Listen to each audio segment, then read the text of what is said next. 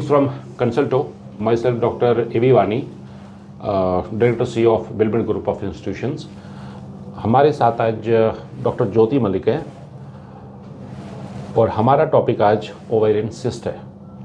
Doctor Jyoti Malik MBBS, MS, gynae obs और सफदरजंग के x resident रहे हैं और अभी काम कर रहे हैं as a senior consultant in obs gynae department at Malik infertility hospital and is a visiting surgeon of Cloud9.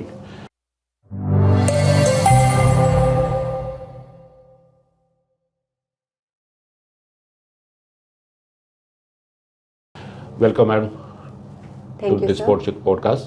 And today we will discuss.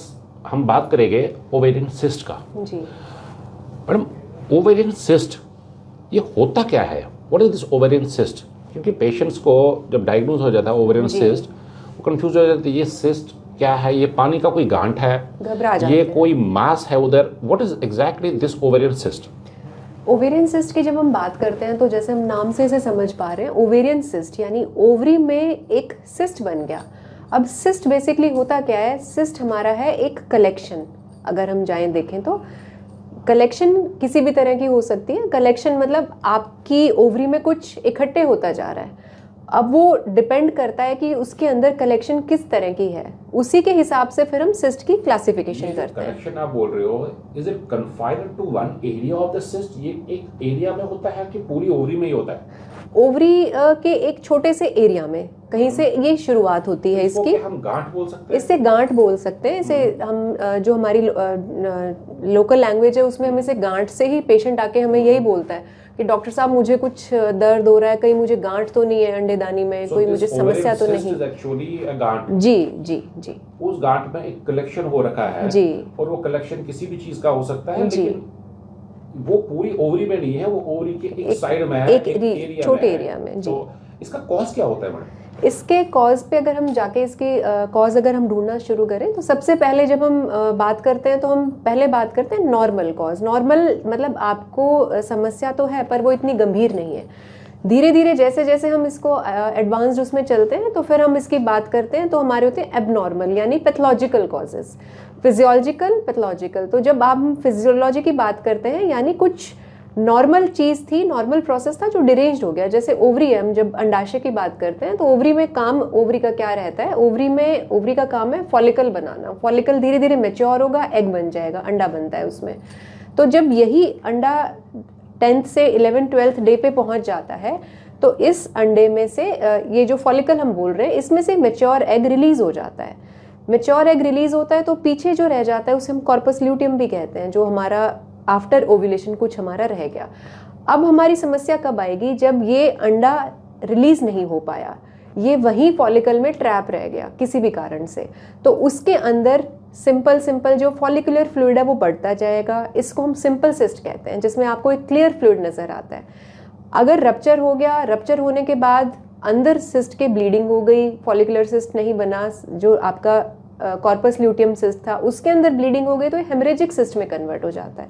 ये हमारे नॉर्मल, जिसको फिजियोलॉजिकल हम कुछ बताते हैं कि हो सकता है हमारी जो गांठ है वो इन कारणों से हो सकती है। इसका मतलब है कि नॉर्मली हर एक फीमेल में एक अंडा बनता है जी, और वो अंडा का प्रोसेस में जी कुछ गड़बड़ी हो जाए, हमारे दर्शक ऐसे समझेंगे जी, कि जी, उस प्रोसेस में कुछ गड़बड़ हो जाए, जो अंडा बनने का प्रोसेस है उसमें कुछ गड़बड़ हो जाए और उसी वजह से ही एक गांठ बन जाती है, जिसको हम सिस्ट बोलते हैं। सिस्ट बोलते हैं। तो ये एक कॉज है। अब जाके ये तो अंदर हो गया, किसी अंडेदाने में है, दाएं या बाएं, पेशेंट को कैसे पता चलेगा कि उसके अंडादानी में गांठ, एक सिस्ट हो सकता है? What are the symptoms of an ovarian cyst? देखिए, जब भी हम ओवरी की बात करते हैं, अंडेदानी की बात करते हैं, तब हमारे पास जो शुरुआत होती है मरीज के आने की या पेशेंट हमारे पास आता है, सबसे पहले वो आप खुद ही उसको समझने का प्रयास करें।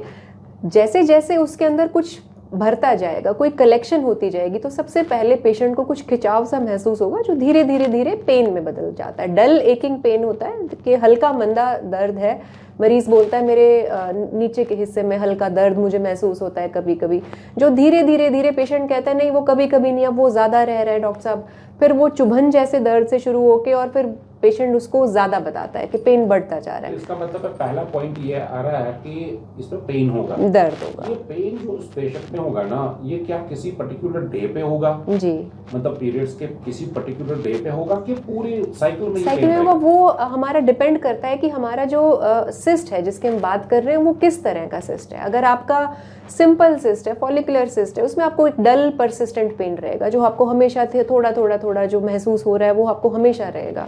अगर आपका एंडोमेट्रियोटिक सिस्ट है, जैसे हम कहते हैं कि उसके अंदर ब्लीडिंग हो गई, तो वो आपको जब भी पीरियड्स आएंगे उसमें आपको पेन ज़्यादा लगेगा। वो 3-4 दिन आप बोलेंगे कि जी डॉक्टर साहब पीरियड स्टार्ट हो गए, बहुत ज़्यादा पेन है, असहनीय दर्द हो रहा है, इतना ज़्यादा पेन है कि इंजेक्शन लगवाना पड़ रहा है, तो वो हमारा उस रीज़न की तरफ जाता है कि एंडोमेट्रियोटिक सिस्ट होने के चांसेस ज़्यादा हैं। हेमरेजिक सिस्ट हो सकता है। बहुत रेयर पेशेंट कहता है जी अब तो डॉक्टर साहब मुझे इमरजेंसी में बुला लीजिए, मुझे इतना असहनीय दर्द है। उसमें हम सोचते हैं कि क्यों इसका कारण टॉर्शन भी हो सकता है। कई बार सिस्ट का साइज़ बड़ा हो गया, आप गए नहीं दिखाने, आपने डॉक्टरी सलाह नहीं ली, आपने अल्ट्रासाउंड्स नहीं करवाए, आप उसको इग्नोर करते गए सिम्टम्स को, तो ओवरी जो होती है वो अपने एक्सिस पे रोटेट कर जाती है, घूम जाती है कई बारी, तो ब्लड सप्लाई में उसका डिस्टर्बेंस आता है, बहुत ज़्यादा पेन हो जाता है। तो जैसे जैसे सिस्ट होगा, जैसे जैसे आपका उसका जो भी एडवांस फेज चलेगा, उसी के हिसाब से आपके सिम्टम्स आते हैं। तो मैं समझ पाया मैडम कि इसके जो पेन का जो कैसे पेन होगा वो जी डिसाइड हो जाएगा कि इसका ओरिजिन क्या है, क्या है जी। अब किसी को पेन होगा वो पूरे साइकिल में पेन होगा, लेकिन वो रहेगा उसको धीमा धीमा पेन जी, डल परसिस्टेंट पेन जी। उसके वजूहात क्या हो सकता है कि कोई डर्मोइड सिस्ट है जी जी वो वाला। लेकिन अगर दूसरे टाइप का सिस्ट है जिसको आप एंडोमेट्रियोटिक सिस्ट बोलते हैं जी, उसमें पेशेंट को पेन तभी होगा जब उसकी पीरियड्स आएंगे जी। और तीसरा टाइप का पेन ये है कि अगर किसी के अंदर गांठ है जी और उसकी एक्सिस पे ही वो रोटेट करती है, जिसको आप बोलते हैं टॉर्चर, उसमें एक्यूट पेन होगा। एक्यूट पेन तो होगा। 3 टाइप के पेन निकलाए यहाँ पे। जी। एक है डल परसिस्टेंट पेन जो कि पूरे साइकिल में रहेगा। जी। दूसरा है कि पीरियड्स के आते आते ही उसको पेन रहेगा 5-6 दिन। और तीसरा है कि जब she will be tossing with pain, जी, जब उसको बर्दाश्त ही नहीं होगा पेन, पेशेंट भागा भागा आएगा। तो उस सूरत में हम बोलेंगे कि इसका एक्सिस के ही रोटेशन की वजह से, जिसको आप टॉर्चर बोलते हैं जी। तो ये 3 टाइप के पेन हो सकते हैं पेशेंट में। अब जाके अगर डल परसिस्टेंट पेन है जी, हमारे हिंदुस्तान में किसी को बहुत थोड़ा पेन हो वो तो डॉक्टर के पास जाएगा नहीं जी जी।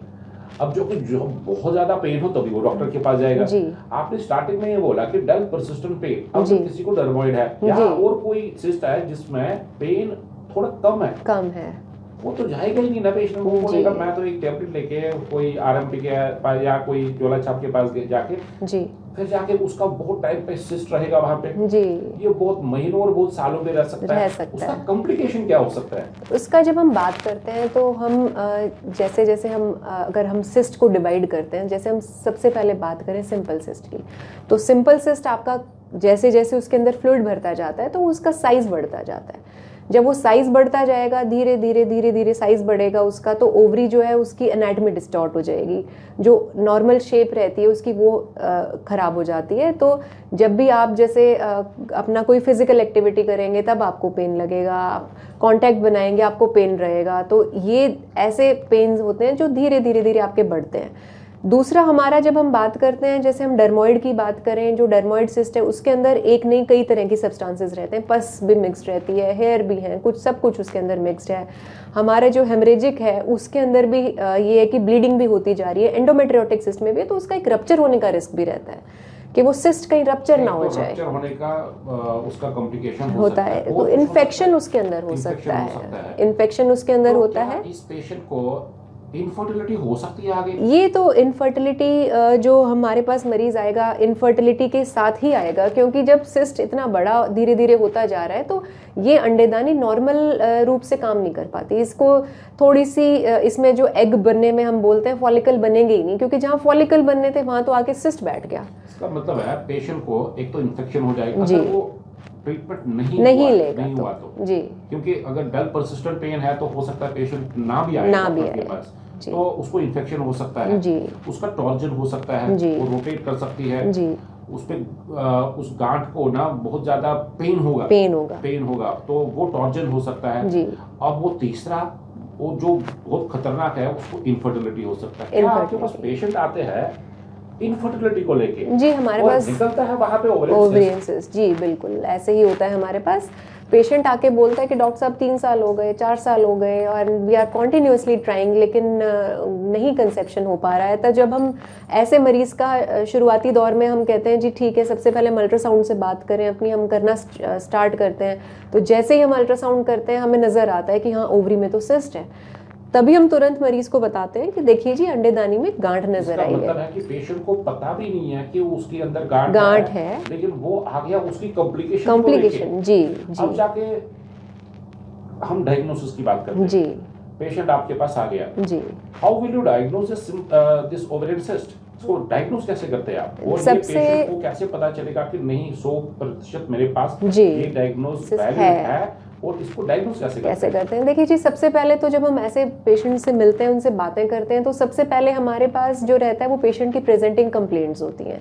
उनकी मेंस्ट्रुअल हिस्ट्री से हम कोरिलेट कर पाते हैं, उसमें इरेगुलरिटी है। फिर पेशेंट प्रेग्नेंट होना चाहता है, नहीं हो पा रहा है, उसमें है। पेशेंट के को कैसे पेन होता है, कब हो रहा है, ये हमारा एक शुरुआती हमें थोड़ा सा आइडिया बनाते हैं। बाकी जैसे बात की जा रही है अभी कि 100% हमें कैसा पता लगे, उसके लिए हमारे पास इमेजिंग मोडालिटीज़ होती हैं। सबसे पहले हम अल्ट्रासाउंड की बात करते हैं। उस पर अगर हमें लगता है कि कई बार हम आप डिफ्रेंशिएट नहीं कर पा रहे हैं कि हेमरेजिक है या रप्चर्ड कॉर्पस ल्यूटियल है या हमारा कुछ डर्मोइड का कंपोनेंट है, फिर हम एमआरआई की तरफ जाते हैं। अल्ट्रासाउंड पे ये डायग्नोस हो जाता है ऑलमोस्ट। उसकी सब टाइप है, ये कौन सा टाइप है वो हमेशा अल्ट्रासाउंड पे नहीं हो सकता है, वो उसके लिए एमआरआई की हमें जरूरत पड़ती है। जी।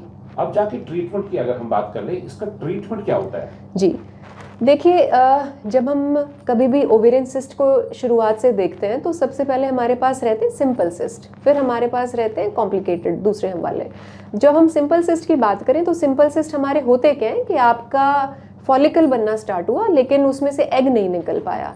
तो ऐसे ऐसे जो हमारे सिस्ट होते हैं जिन्हें हम सिंपल सिस्ट की बात करें, उसमें वेट एंड वॉच। पेशेंट आ गया, कई बारी वो किसी और कंप्लेंट से आया, लेकिन हमने देखा कि हमें एक सिंपल सिस्ट नजर आया। अगर हमारे सिस्ट का साइज 5 सेंटीमीटर से छोटा है, वो पेशेंट को कोई कॉम्प्लिकेशन नहीं कर रहा, कुछ नहीं कर रहा, तो उसको हम wait and watch for 1 cycle कर सकते हैं। हम पेशेंट को आफ्टर पीरियड्स दोबारा बुलाएंगे। ऐसे में वो जो छोटे सिस्ट होते हैं 3 सेंटीमीटर तक के, वो अपने आप देखेंगे जैसे पीरियड्स आए वो रिजॉल्व हो गए, चले गए अपने आप से।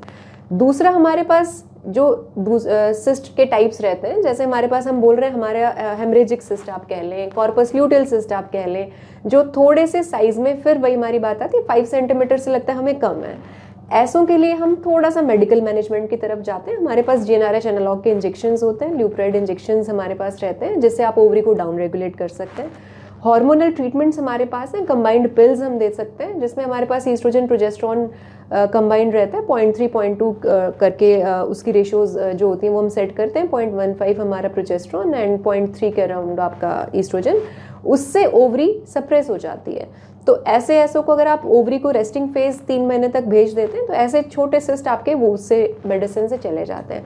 फिर हमारी बात आती है सर्जरी की कि किन को हम सर्जरी करें। जब आपके सिस्ट का साइज 8 सेंटीमीटर से बड़ा है, मेडिकल मैनेजमेंट आपको हेल्प नहीं कर पा रहा है, आपने 2 महीने 3 महीने मेडिसिन ट्राई किए and they are not helping, और इनफर्टिलिटी का पेशेंट है, एंडोमेट्रियोटिक सिस्ट के साथ आया हुआ है, तो it's always better to do a surgery. क्योंकि जब एंडोमेट्रियोसिस रहता है आपका हार्मोनल मिल्यू सारा चेंज रहता है, आपका एनवायरनमेंट सारा गड़बड़ है, उस केस में आपको सर्जरी करके वो एनवायरनमेंट को क्लीन करना पड़ेगा और फिर आप इनफर्टिलिटी के लिए आगे एडवांस कर सकते हैं। तो मोटा मोटा मेरे को समझ आ गया कि साइज मैटर। जी। अब जाके अगर पेशेंट को छोटा साइज का सिस्ट है जी 3 सेंटीमीटर से लेके 5 सेंटीमीटर तक, जी ज्यादा चिंता करने की जरूरत नहीं है। इन अबाउट 80% ऑफ केसेस वो खुद से ही रिजॉल्व हो जाते हैं। लेकिन अगर वो 5 क्रॉस कर गया, आप उसको दवाई गोली मेडिसिन से ठीक करेंगे। जी। लेकिन अगर उसमें साइज ज्यादा है जी, और आपके मेडिसिन से कंट्रोल नहीं हो रहा है, फिर जाके उसको सर्जरी के लिए आप लेते हैं जी। अब अगर साइज बड़ा है जी और पेशेंट डर जाता है जी, वो सोचता है कहीं ये कैंसर तो नहीं है जी जी जी। अब समझ रहे ना जी। वो सोचता है कोई कैंसर तो नहीं है, जिसको भी गांठ बोलेंगे ना फिर जाके अगल बगल में बातें चलती है, हाँ जी, ये कैंसर वाली गांठ है हाँ कि कैंसर के बगैर की गांठ जी, है। और पेशेंट को स्ट्रेस लेवल बढ़ जाता है, जी। मेरे अंदर कैंसर है। क्या हर एक ओवेरियन सिस्ट कैंसर ही होता है? अगर नहीं होता है तो कितना परसेंट चांसेस है इसमें कैंसर होने का, और पेशेंट को कब कैंसर का सोचना चाहिए जी।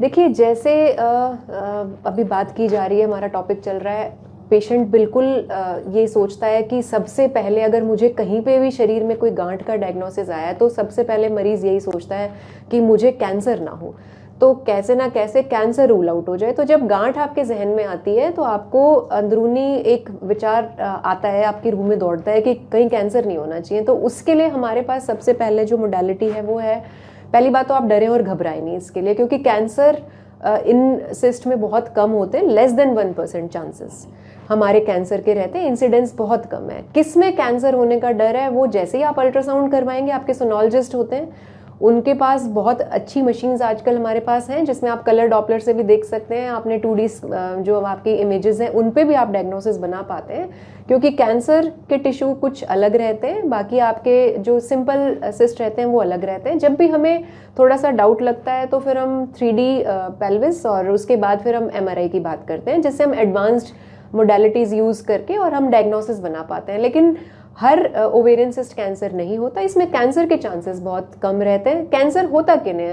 कैंसर एडवांस्ड एज, अगर आपकी ओवरीज फंक्शनल चल रही हैं, आपकी एज मोर देन 45-46 है, बहुत ज़्यादा इसके लिए स्पेसिफिकली बात की जाए तो 50 से ज़्यादा है, आपको दूसरे सिम्टम्स भी आने स्टार्ट हो गए, इन द सेंस आप अल्ट्रासाउंड करवाने गए, आपको लगा साथ में एसाइटिस भी है, पेट में पानी भर रहा है, या वो आपको कुछ और कोई इधर ब्रेस्ट में भी नोड्यूल बताया गया, साथ में कहीं और आपको कोई मेट्स मिल गए इकट्ठे, उन चांसेस में आपको रहता है केसेस में कि आपको हाँ थोड़ा सा रिस्क है। लेकिन अदरवाइज ओवेरियन सिस्ट में लेस देन 1% हम बात करें तो बोले लेस देन 1% हम बोलते हैं कि रिस्क। कोई जांच ऐसा होता है जिससे कि थोड़ा आइडिया हम CA-125 से इसका आइडिया लेते हैं। CA-125 सीरम लेवल्स हम देख लेते हैं, जो हमारा बहुत स्पेसिफिक नहीं होता, लेकिन हम कहते हैं कि जैसे मोटा मोटा आइडिया आपको देता है, 3 फिगर्स जाते ही आप थोड़ा सा इस तरफ चले जाते हैं कि रिस्क हमारा ज्यादा है। ऑल दिस ओवेरियन कैंसर के बारे में, अगेन साइज मैटर्स। जी जी, जितना बड़ा साइज है उतना ज्यादा चांसेस है, जितना ज्यादा कम साइज है उतना ज्यादा कम चांसेस है, जितना ज्यादा एज है जी उतना ज्यादा चांसेस है, जितना ज्यादा कम एज है उतना ज्यादा कम चांसेस है ओवेरियन सिस्ट होने का। जी जी, लेकिन यहाँ पे हमारा अल्ट्रासाउंड एक रोल प्ले करता है जी। और जब अल्ट्रासाउंड करने जाएगा पेशेंट, वहाँ पे लिखेगा वो डॉक्टर कि कितने परसेंट चांसेस है ओवेरियन कैंसर होने के जी।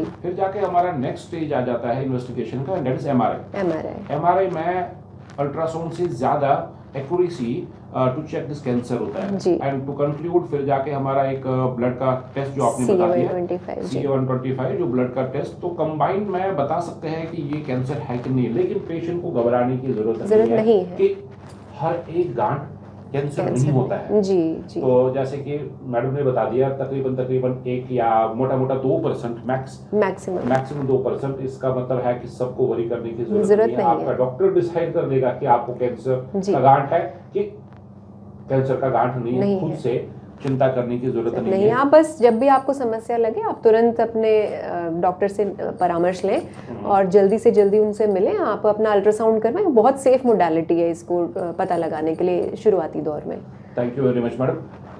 So today we have discussed in brief about the ovarian cyst, ovarian की गांठ के बारे में हमने डॉक्टर ज्योति मलिक से बात करी।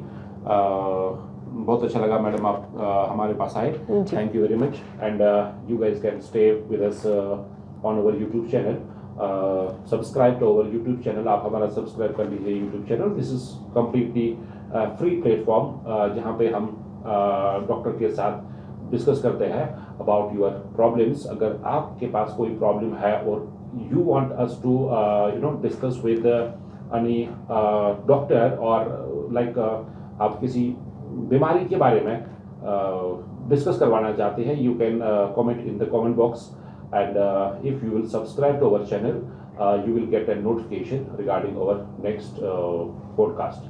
Thank you very much. Thank you.